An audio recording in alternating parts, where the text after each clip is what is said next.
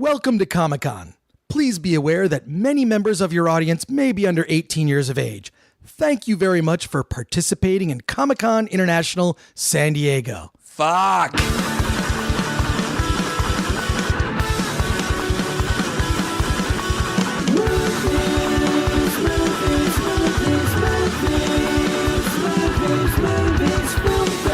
Welcome to the show. I am Chris Gore, sometimes known as That Chris Gore, joined as always by Anthony Raybench. And we're in recovery mode now from San Diego Comic-Con. Oh, God, we are. Yes. Where we spent most of last week traversing the con, going to panels. Both Anthony and I were able to get into Hall H and just seeing everything that is Comic-Con. It's sort of like Comic-Con is strange. It's pop culture. It's everything pop culture. I mean, of course, came from comics. Yeah. It all sprung from comics, not just superhero comics either. All types of comics. I'm a big indie comics fan, from Love and Rockets to Neat Stuff, Peter Baggy, Daniel Clowes, 8-Ball, all those hipster comics. But Comic-Con's this giant, massive thing that's kind of been taken over by studios, but not entirely.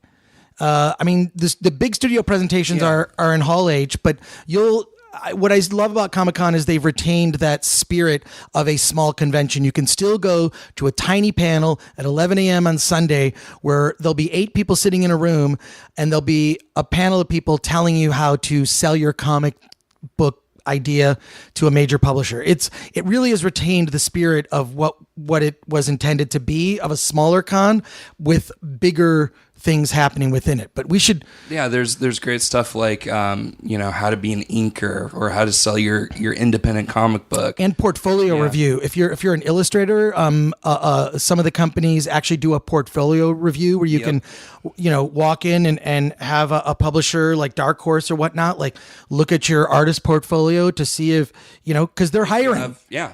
I mean, and what's interesting is how many people who've attended Comic-Con have crossed over into the industry. What I love about Comic-Con in San Diego is, one, it's an all volunteer organization. I mean, there's the staff is much smaller than you would think for something that's put on that is so massive. Although I have a gripe about the staff that we'll get to later. Okay, well, it's probably not the staff. I'm talking about the staff that actually work on the show, not like the security people. Oh, right. Those are just seasonal. They're just hired for the show, only freelance for like that weekend. Yeah, I have problems with those people. Yeah, most of those people just got out of county, so they're So I know what you're because they just don't seem well versed in human relations. Yeah, they don't know anything. Yeah. They're not helpful. They're like the worst protocol droids. So, but what Comic-Con ends up being, because you've got the show floor at the convention where you can purchase things, you can meet artists in Artist Alley, you can still find pornographic comics on the show floor, which I love. Obviously, they're behind places where children will not be able to wander. So I love that aspect. There's all sorts of, and there's, small burgeoning companies, like a lot that you would see normally at DCon or Designer Con, just artists that, decided, hey, I've got this vinyl figure. I have some artistic skills. I'm going to have a booth and sell my stuff. So you see like these companies that they start out small and then they blow up years later. But then you've got the panels, of course, happening at the convention center. There's small ones. There's Ballroom 20. There's Hall H, which is all the big presentations, and some of the other rooms. And there's all kinds of topics, everything related to nerddom. And a lot of stuff that isn't. It's a lot of stuff that isn't, but tangentially. Then that's also competing with everything that's happening. That's San Diego, the city itself. Of course, the gas lamp, and then you've got everything that's happening around Comic-Con. And this year, I think we're mostly promoting television shows, cartoon shows. Adult Swim always has like a carnival. There was a Rick and Morty carnival there. Yeah, mostly they're photo ops that allow you, that force you at some point to watch a trailer for something. But this year they really stepped it up, and we'll talk about that later. But and then at night, there are more choices, parties to go to. Although screenings, they have screenings of things. We'll talk about some screenings that you saw, Anthony. I tend to save the screenings for after. I figure like my time at Comic-Con is precious. So I'll see the stuff later. I know you saw something really cool, which we'll talk about, the Defenders. So, but it ends up being like a Sophie's Choice. Sophie's Choice is actually not the right, that's not the right comparison. It's maybe an older reference. It's a fair comparison, but what I'm saying is I'm not sure Sophie's Choice. I feel like it's a movie that's over. I feel like what it is it's like, in the Spider-Man movie when Spider-Man has a choice to like save Mary Jane or save the city, but he always picks Mary Jane. It's like, it's that one Spider-Man movie. Selfish douche. It's that one Spider-Man movie where at the end Mary Jane is in trouble and he has to save her, which was like all three of the Sam Raimi Spider. Anyways, I'm kind of mocking them in a bit, but what I'm just saying is it ends up being like this choice of you're not going to get to do everything you want. No, not at all. It's impossible. So how do you choose? I mean, whatever. Do you pour over the schedule on the app? Do you look at? Yeah. Oh my God. I went to a convention a few years ago, Kamikaze, and my girlfriend at the time surprised me with tickets. And I was actually kind of mad at her because I didn't know what was going on. I didn't see the schedule. I was like, I'm going into this blind. I've never gone into a convention blind. Like, I do study the schedule. More so in the earlier years. Now I kind of just go with the flow. I obviously looked at what was happening in Hall H, though. Here's what I always do is I create a plan. And I have like a schedule, and the Comic-Con website allows you to kind of create a schedule where it sends you notifications. Yeah, the app has really come a long way. It's great, but here's the problem is I make a plan, I never follow it because something else will draw me away, which happened quite a bit this year. So we should talk about what we saw at Comic-Con. So each of us, we did sort of cross paths. Obviously, we did the Film Threat podcast together live. Oh, and I should mention very briefly, that the Film Threat podcast will be live from Politicon this weekend, Saturday, July 29th at 11 a.m. We're doing a special edition of the Film Threat podcast called All the President's Movies. We're going to talk about the White House screening room and presidential taste in film and how that may have affected decisions that presidents have made, their taste in movies. So that'll be interesting. So that's this weekend at the Pasadena Convention Center. Just go to Film Threat's Twitter or Facebook, and there's a link to buy tickets, or just go to politicon.com. Okay, so back to San Diego Comic-Con. Walking the show floor. I always like to see comics that I've never seen. I like to walk up the artist alley. There'll always be someone new there'll be some new really cool artist doing something. I saw a guy who did all of his art on tin that was really, really awesome. And then, and I like, of course, the Funko booth is always kind of crazy. Too many lines. There was I'm a big fan of Loot Crate. I've been a subscriber since the beginning, but there's the new box out there. There's a lot of boxes. Yeah. There's like boxes for your pets and just there. There's a new box called A-Box. And A-Box it's sort of like a higher end version of, it's more expensive. It's $50 a month. I'm actually also, by the way, I'm not getting paid to do this plug. I'm just telling you that this was something that I got.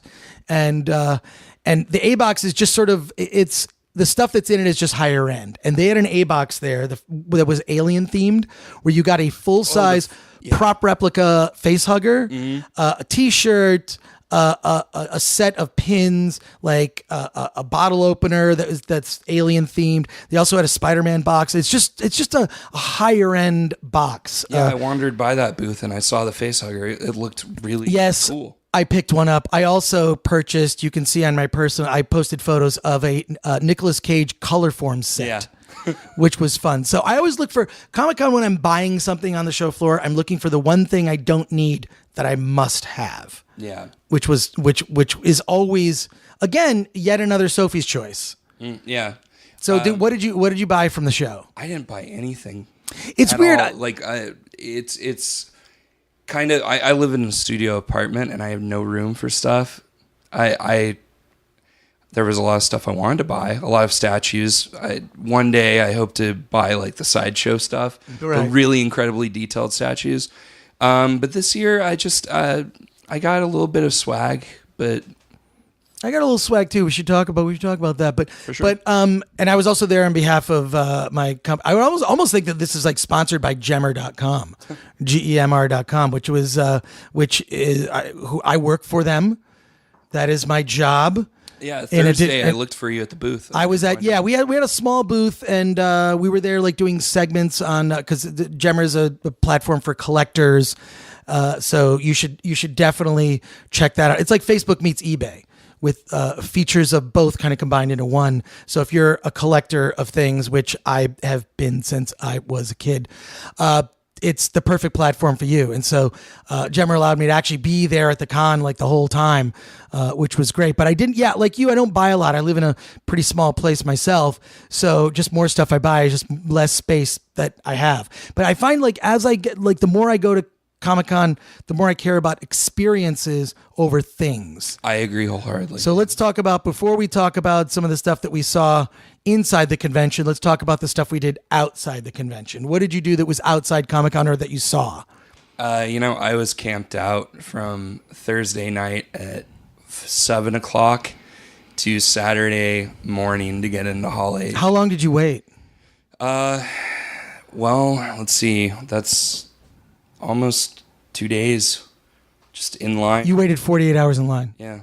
All right. Well, before we tell our Hall H what you saw in Hall H, I'll briefly, surrounding Comic-Con are just all these like booths that they used to be kind of shitty. Yeah. They were just like a trailer where it's like, you're going to have this experience. You'd get a Polaroid of yourself and then you'd be forced to watch the trailer for the new season of Big Bang Theory or something really lame. Yeah. Now they have gone all out. There's like full on carnivals where you can win prizes. VR experience. Yeah, well, the best one, and a friend of mine did it twice, was the Blade Runner 2049 experience. I so wanted to do that. Well, it basically puts you in, they have this VR experience where you're in a spinner, the spinner crashes, and then you take the goggles off, and there in front of you is a crashed spinner, and then you go, that's crashed into a wall, you go through the wall, and you are in a street from Blade Runner. Yeah. There's like the Asian noodle place. There's people walking around, and it's almost like a Westworld kind of thing too. I heard there was like rain and snow. It was all this. Yeah, I mean, it was, and it's this whole experience that's kind of a Westworld-like experience. So you have sex workers propositioning you. Yeah, so it's you walk in and like they start talking to you. So that, I mean, look, I didn't have time to wait 4 hours, and I didn't have a press badge. Yeah. So I was kind of boned on that. But I heard from a lot of friends that was one of the best things. So I'm sorry I missed it, but tell me about Hall H. So again, I waited from Thursday to get into to Saturday, but it was basically like nerd camping. I had some friends. We were playing the Cyanide and Happiness board game, or not board game, but card game, Joking Hazard.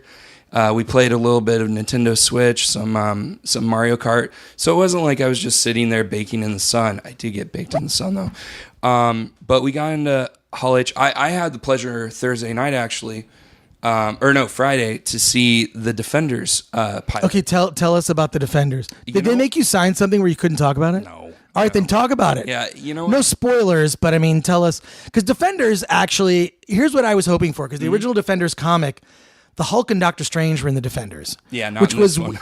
Which was weird because it was sort of like they're not as cool as the Avengers, they're the Defenders.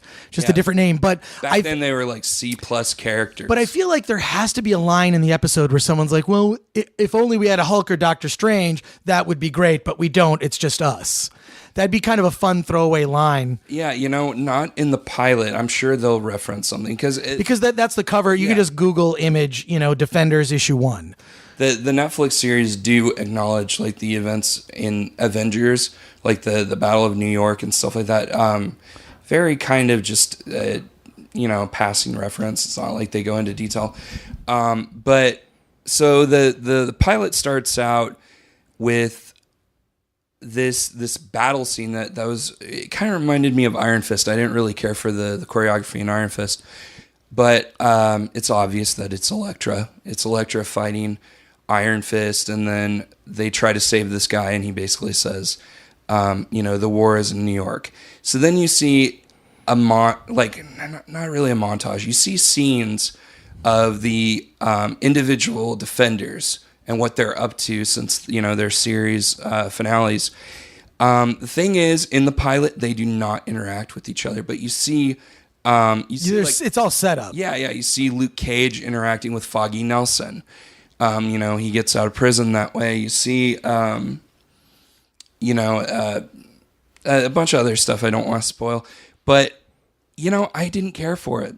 What? Yeah. It was weird because every single one of the Is it because only one of them has a cool costume?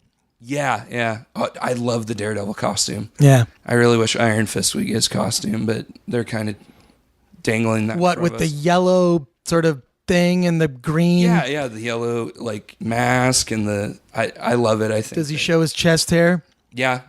Well, he doesn't have chest hair in this.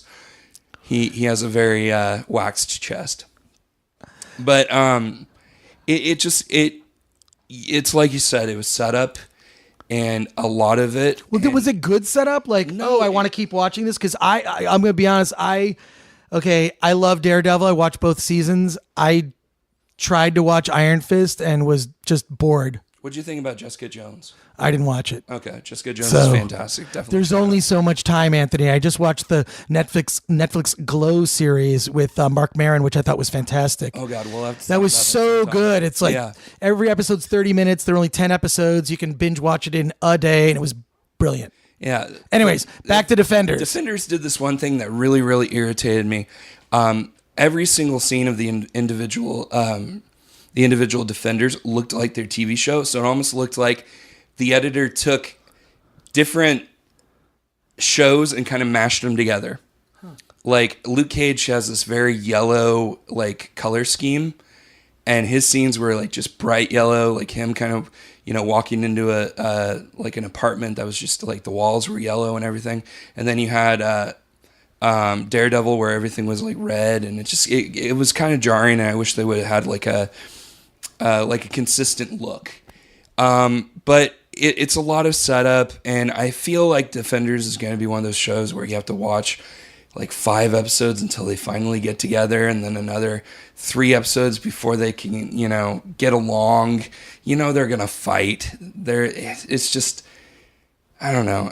What I saw wasn't very impressive, but Sigourney Weaver is in it. She's fantastic. I love her in everything. So I'm kind of iffy on the Defenders. I hope you seem so enthusiastic. Yeah. It's like you loved it. I hope it was just a slow start, and it's really something special because I love the characters.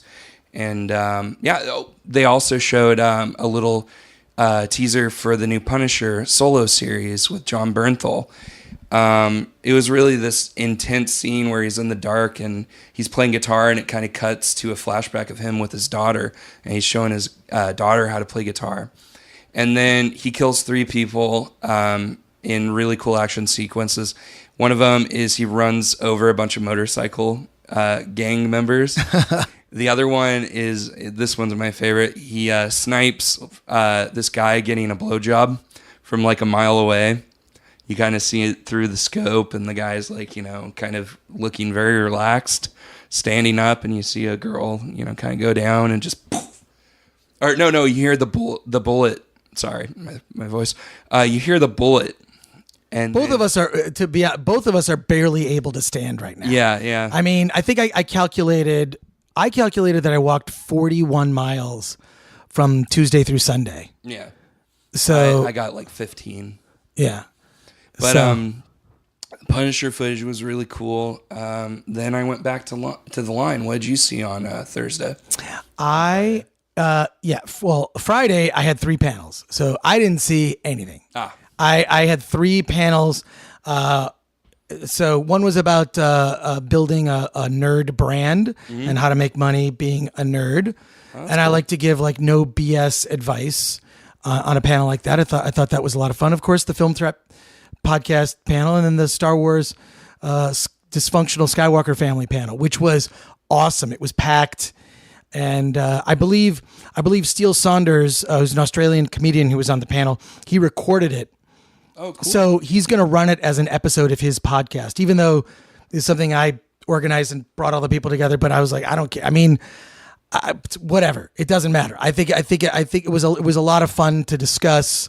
So I went to that. I'm glad that it'll just be preserved in audio form. Yeah, I went to that. You did the same thing. Well, I'm sure there's differences, but I went to the one in LA Comic Con last year. Yeah, no, it was fun. That was fun. I love the concept, and we should pause and say we're freaking dead. I mean, we are like, I thought it was about it. Like, should we record? Anthony's like, no, we should record a podcast about what we did at Comic-Con. And I'm like, dude, I am. Well, that's a terrible impression because you don't sound like that at all. You're much more Eeyore adjacent, I would say. That's sort of where you're at. But no, but like, let's just debrief because that's kind of like what people do like after, like, what did you see at Comic-Con? Because no person is going to have the same experience unless you're, tethered at the hip. But it's yeah. So, but the one thing that we both did, I mean, I ended up I didn't go to a lot of parties. I went to the Wired Lounge, which was fun.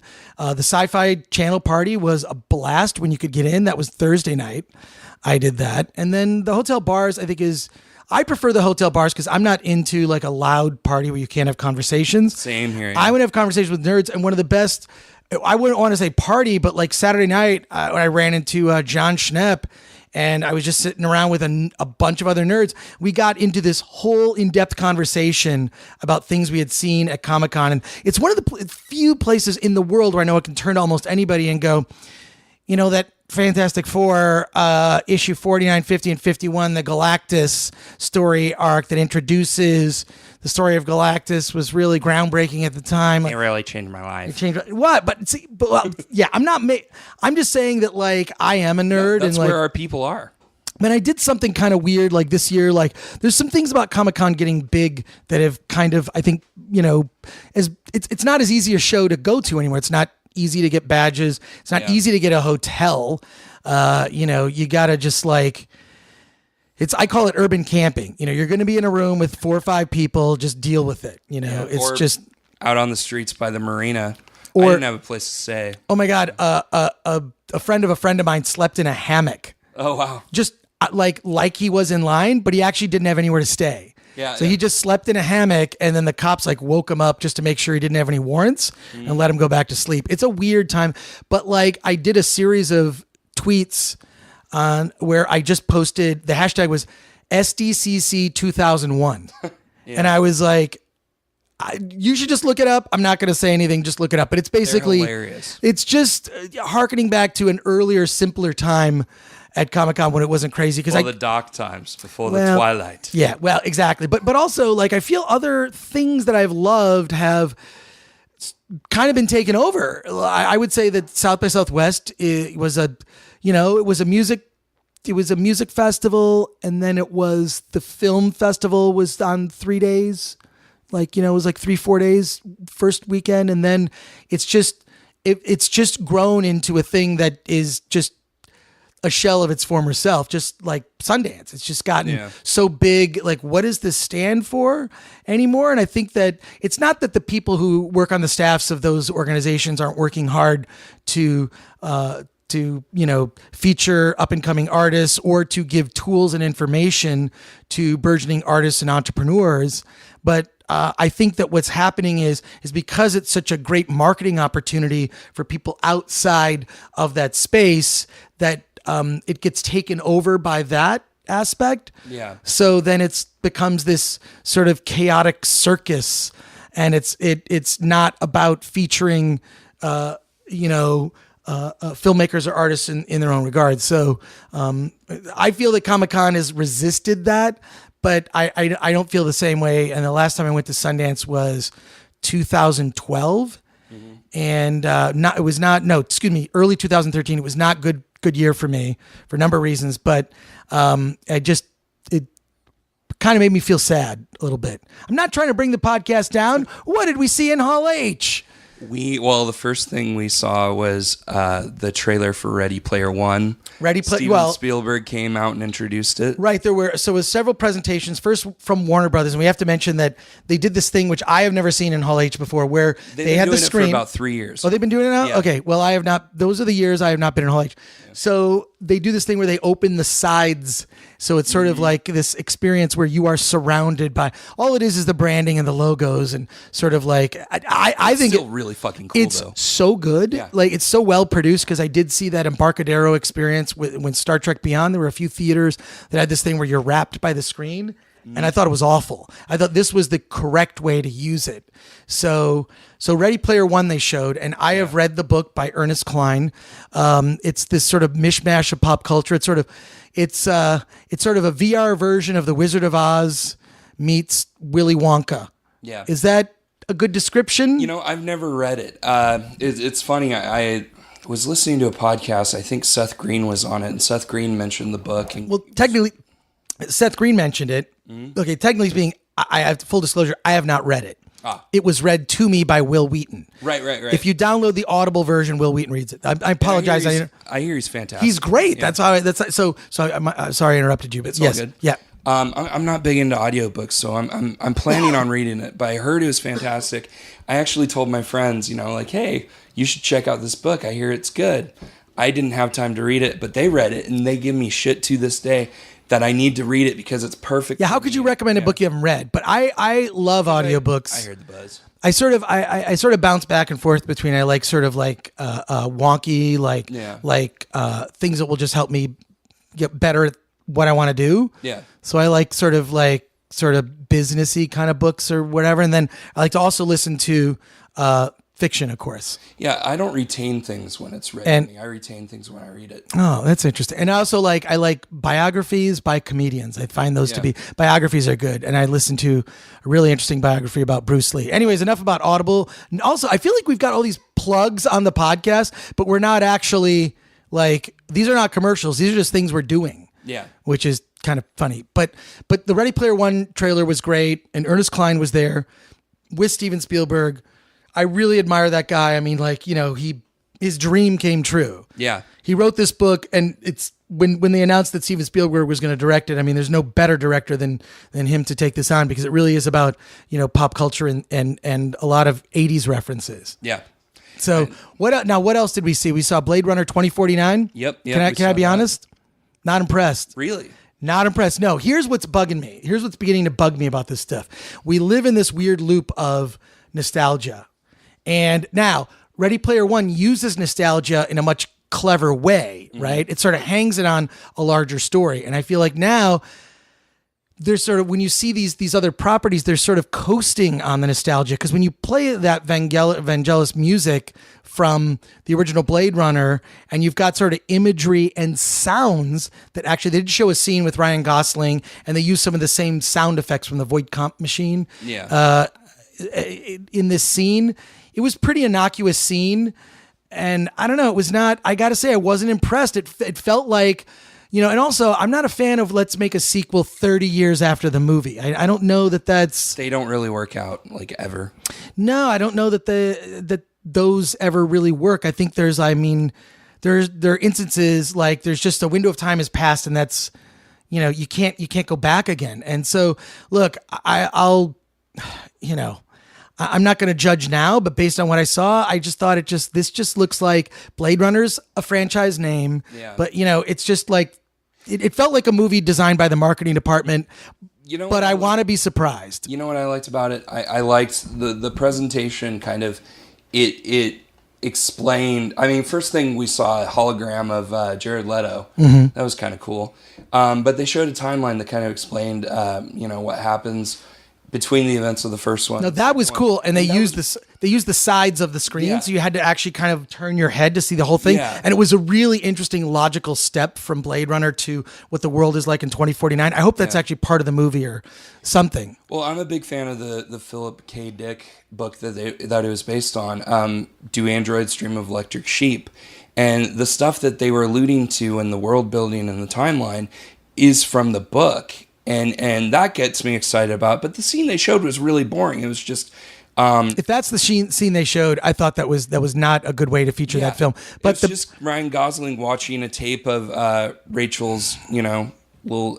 Voight Comp test. Yeah. So, but I think the best part of the panel was when...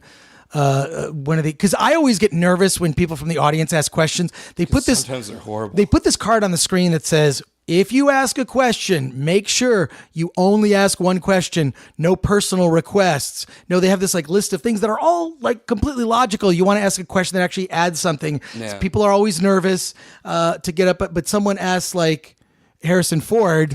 So are you just going to reboot every franchise that you've been involved in? And he says, You bet your ass. yeah, it was great. Oh, that's a good Harrison Ford. Thank you. It's a good, that's the good, you do old Harrison Ford. Yeah. Well, that's, no. So, yeah. And then of course we got to the DC movies presentation. Yeah. Which kicked off with Jason Momoa running with a trident. Yeah, it was weird. It was cool because so the I almost said the Avengers, the Justice League actually appeared from in the audience and then just walked up a stage. Normally they just sort of come on from backstage. So that was a cool thing they did. They showed a quick scene from Aquaman, which was kind of funny. It was two guys fishing, and then their fishing line gets caught on an armada of undersea vehicles that you could see underneath them. Yeah, it reminded me of the Godzilla teaser trailer from '98. It was kind of cool. And then they just showed a montage of production art and a couple of other things with Jason Momoa as Aquaman. And Jason Momoa kind of just stole the show. I mean, that was great. Then they did a montage of logos for upcoming movies, including, what was it? Batgirl, Justice League Dark. Wonder Woman 2, Suicide Squad 2. Yeah. The Batman. The Batman. It was not a lot of surprises. And Shazam. Yeah, and Shazam, all things that have been rumored. So, I still think production dates, no release dates, no casting decisions. I mean, where we stand. Yeah, where we stand now, I think that Wonder Woman's probably the best film in this DC universe. Hands down. Yeah, I still think that Man of Steel, while visually spectacular, is just flawed and for reasons having to do with the character of Superman himself. I still love that movie. But there are things I do love about that film. It is destruction porn. But I think the score is great. And Russell Crowe's really good. Yeah, he's fantastic. So, and I would even say Michael Shannon's great. Oh, yeah. Yeah. I wanted to love that movie more than I did. I wanted to have those kind of soaring heights that the original Superman, which is kind of quaint now by comparison, with Christopher Reeve. I just think that's not, it's kind of dark. Yeah. Although, maybe based on the times we live, maybe more appropriate. But they showed a new teaser for Justice League, and I'm reserving judgment. It looks a little too much like the entire movie was shot against green screen, or at least vast portions of it.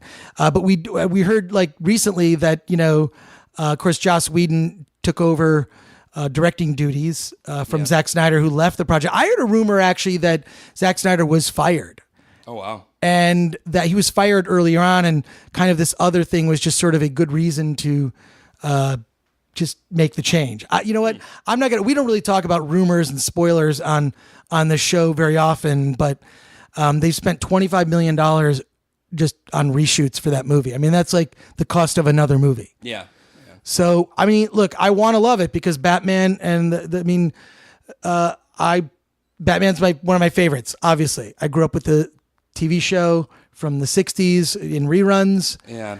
I mean, I felt so I want to believe that they can pull it off. So all week we were hearing rumors that Ben Affleck was, on the outs. Right. Well, that's the other thing that happened. Yeah. Ben Affleck just said, "I just want to set the record straight. I am totally committed to this. Yeah. I love it. I fucking love playing Batman. It's the coolest role on earth." But it still felt to me like it was something that Warner Brothers just gave him a sack of money and just said, "Please make this better. Please." Tell people that you're still Batman, and we'll work out the details later. But I mean, this is a guy that to me should have won the Oscar for director for Argo. Oh, I agree wholeheartedly. And fantastic movie. While I would love to see him play Batman, I think that Ben Affleck has probably more interesting films and stories to tell. So yeah, fair enough. Okay, so we're reserving. I think we'll reserve judgment on that now. That was when I think I kind of bolted, and but you saw the Stranger Things season 2.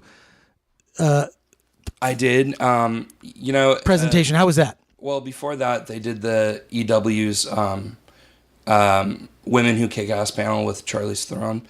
She didn't it was Charlize. Yeah, I think it's Charlize, but that's what we are so tired right now.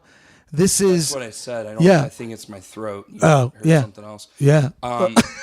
But It was a good panel. It's just kind of her talking about how women should be represented in action films, and But we saw Atomic Blonde. yeah. We should just say, full disclosure, we saw it, today. Yeah. Tonight. So, And and we'll talk about it later on and yeah, give our thoughts. You don't want to talk about it now? No. Okay. All right. But so how was that panel? It was good. Then right after that, they had the panel for Westworld.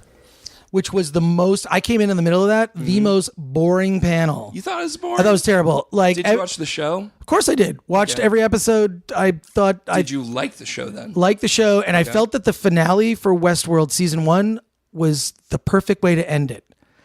What I like about it is that is a good ending. It was a perfect ending because one of the characters, if you haven't seen it, just sort of goes off in the world, right? Yeah. And in a way, almost kind of a Blade Runner-like ending. Yeah. You don't need to know what her further adventures are. I actually don't need to know.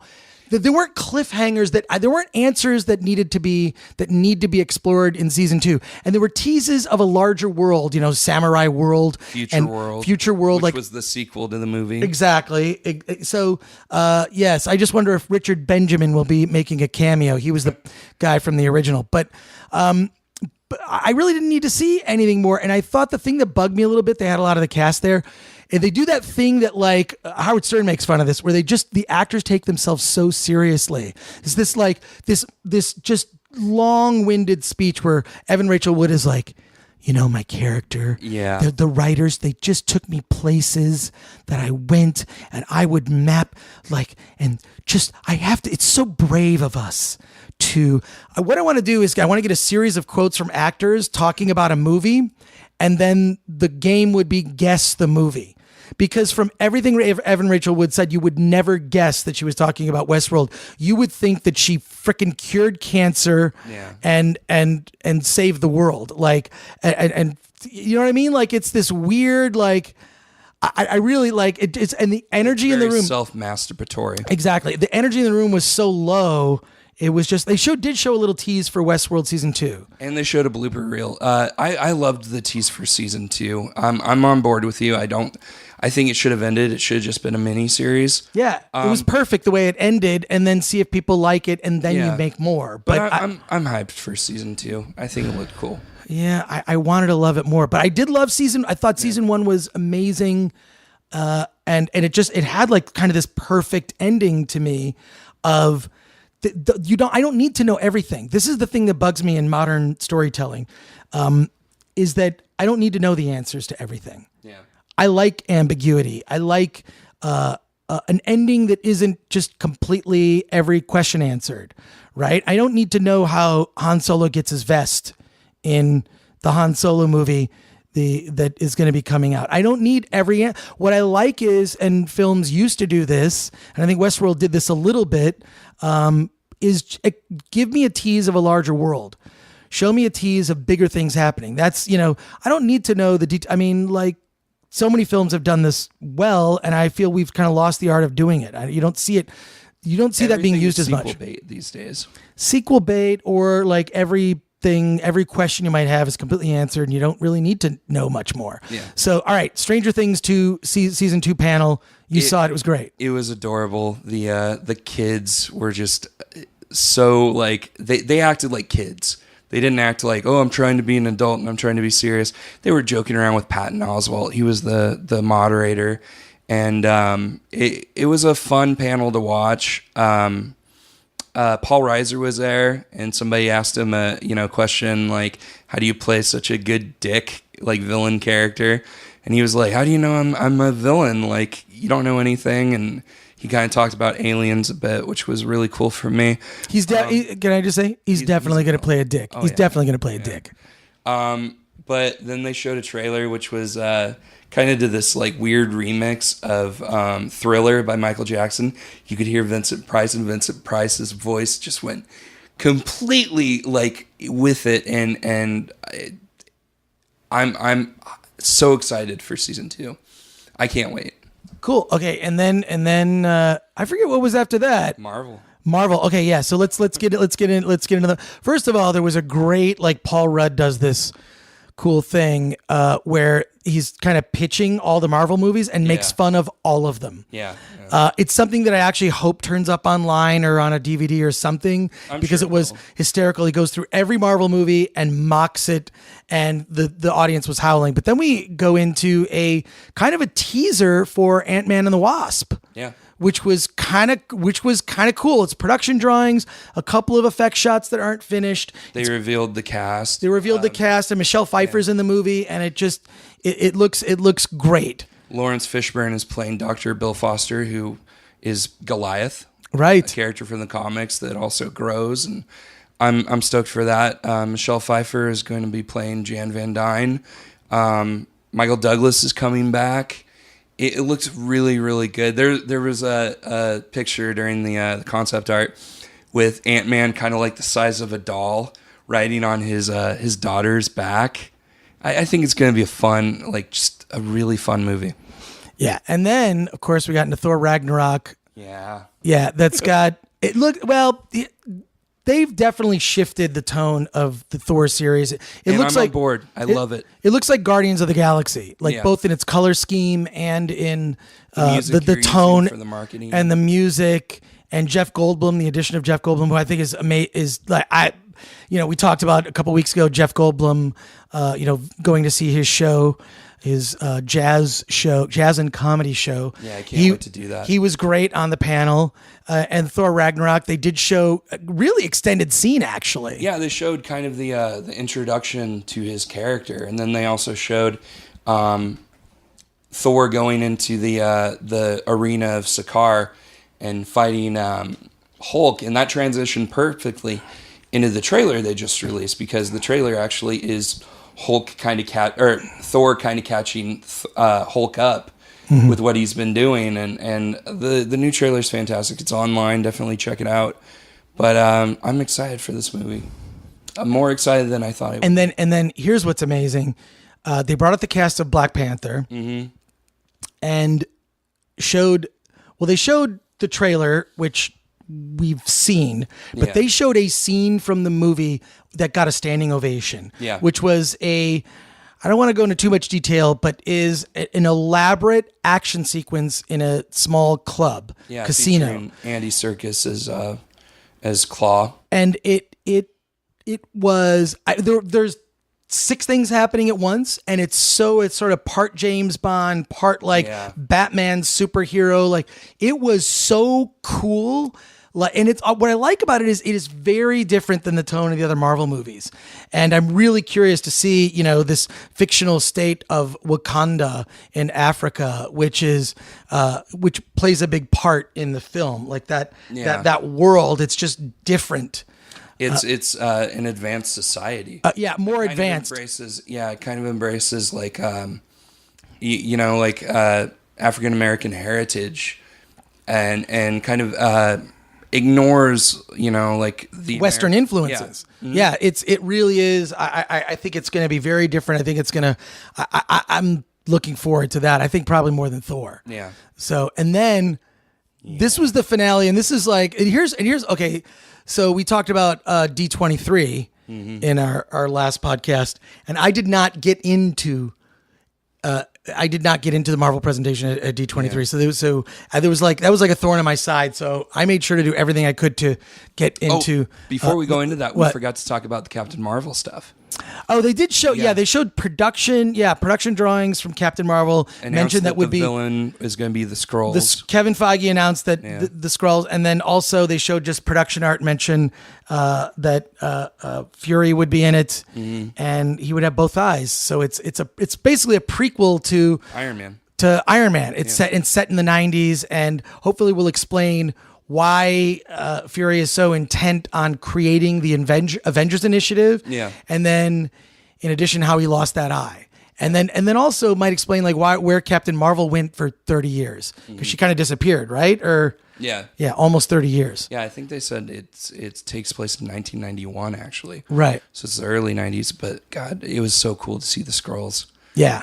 It's so fantastic. I remember when they first showed the Super Bowl teaser for the Avengers, I was picking that apart frame by frame, and and I could have sworn they were fighting the Skrulls, and I was so happy. But it's the Chitauri, which are the ultimate Marvel version of the Skrulls, at least early on. But that was cool. But let's get on to the main event. So then they started talking about Infinity War, which is what's weird is that after 10 years of building up all these Marvel films, what is it, 19 movies, something like that? I think it's not 19. Can't be. Well, maybe by the time Infinity War comes out, it will be. Oh, okay. Because there's been about 2 a year for the last 10 years. I think I'm right. Should we make a bet? Yeah. All right, we're betting. Okay. But we'll check on the next podcast. All right. Okay. So it's either closer to 19 or 10. Whoever's closer. We'll figure it out later. Figure it out not now.